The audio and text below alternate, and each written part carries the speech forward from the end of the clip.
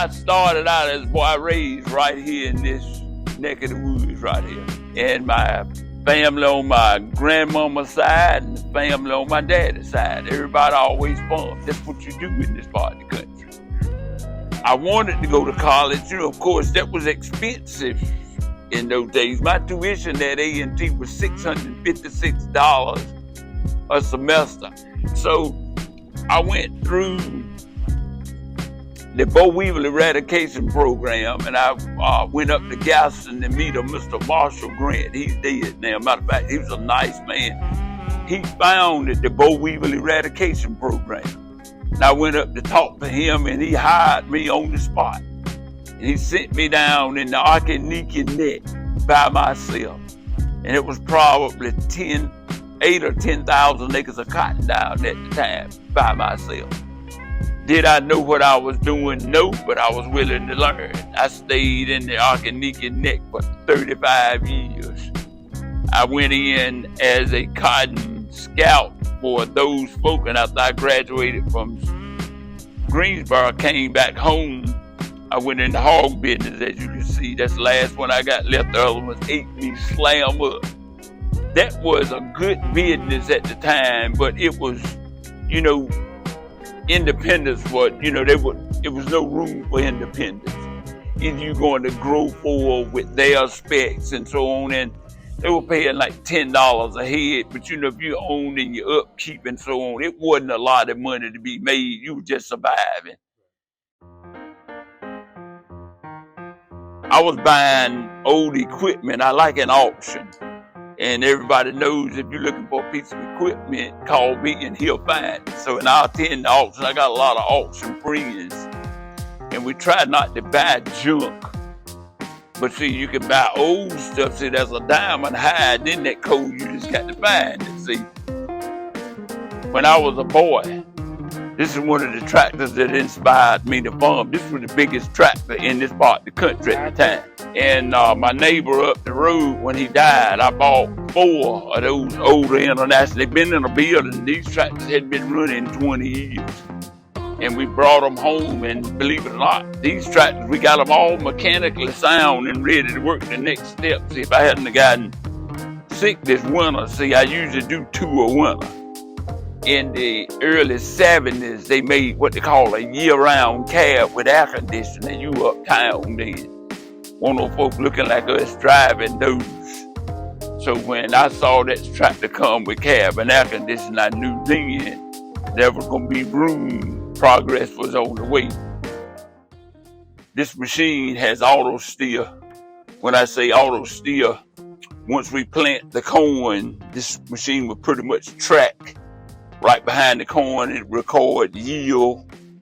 And if there's an area that's picking 200 bushels and then there's an area where we need fertility, we can grid map this come back in. So when we pull our soil samples, we know that this area over here, it will show on there that we need additional nutrients here, you know, that we were hiring that. So we do variable rate fertilizer when we're coming back through.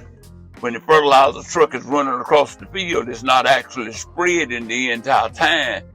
You know, those areas that are weak, it's going to put some. Those areas that are sufficient, it doesn't put any. So you just think with the cost of fertilizer, which a lot of ours has doubled in price this time.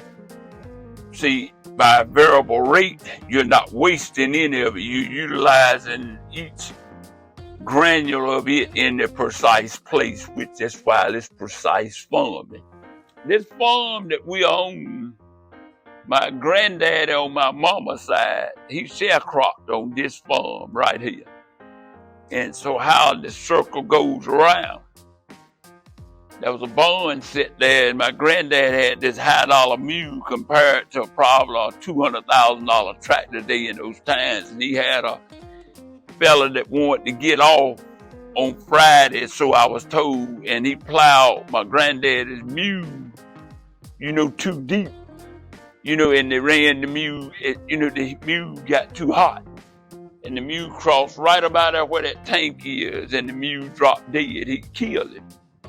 You know, so That's always stuck with me. That's the reason it's just me and my son that do our work. So we go there and kill our mule. We got to buy our own mule. So we got to take better care of our mules. That's our philosophy. That makes sense. What we had to do, we didn't want to buy all this big equipment. We didn't have a choice.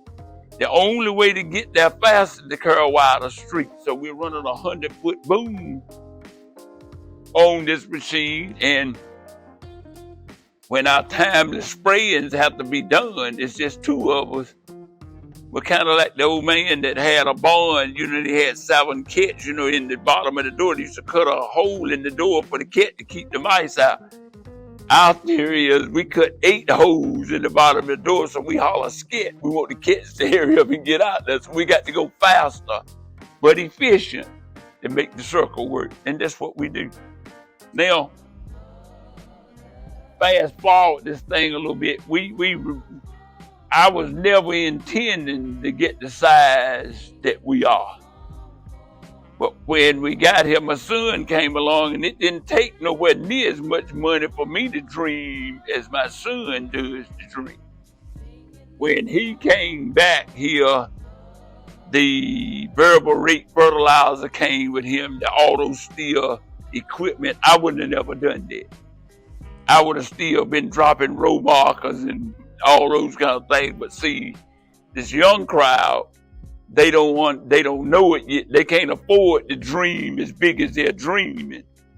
And I hope before I leave this earth, they realize that they have been dreaming too big and they were standing on the shoulder of another dream. If they realize that and catch themselves, they'll be all right. But if they don't, as fast as the economy is running one bump, it'll be hard for them to get back up. Now, my son is tough and he's smart. So in the game that we are doing, if you're going to be dumb, you better be tough. Now, he'll survive. But here again, the scary part of it is the economy has got such a grip on all of us. And if you can survive this side, you're going to end up with assets you own going to have to get tied up into some place. And that's what I've been fearful of, is not to tie up what I own to go. If I was to buy a new piece, if it won't stand for itself, we ain't going to add anything else to it.